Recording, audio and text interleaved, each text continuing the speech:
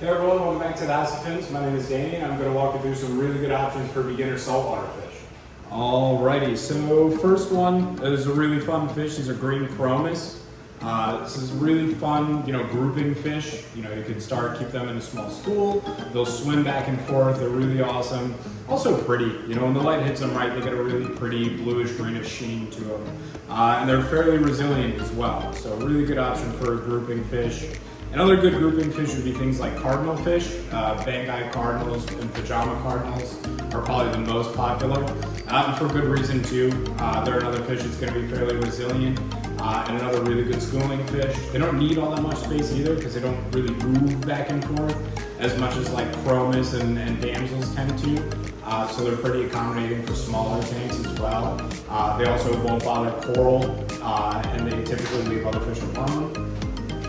Alrighty, next up would be the Royal Brahma. This is an awesome centerpiece fish. So they get that really beautiful purple and yellow pattern to them. They're kind of like an iconic staple in the hobby. They've been around for a while.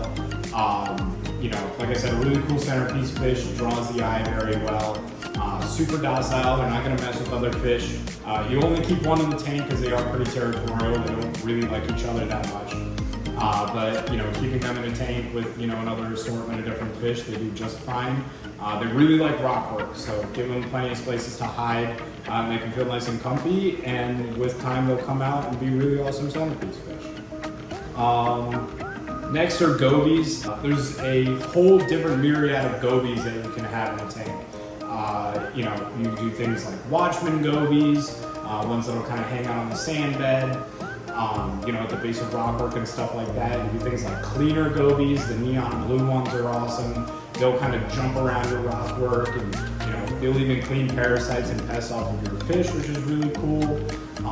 There's also things like clown gobies, ones that get a pretty decent size, and they'll also kind of look like grumpy old men sitting on your rocks, looking at you all funny all day.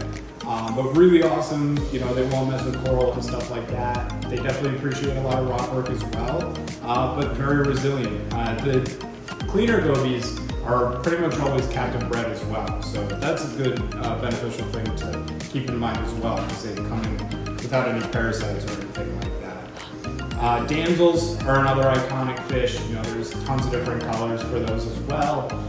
Typically, the sapphire and coupang and yellowtail damsels are what you're going to usually see. Another really good starter fish is, like one of the first additions in the tank.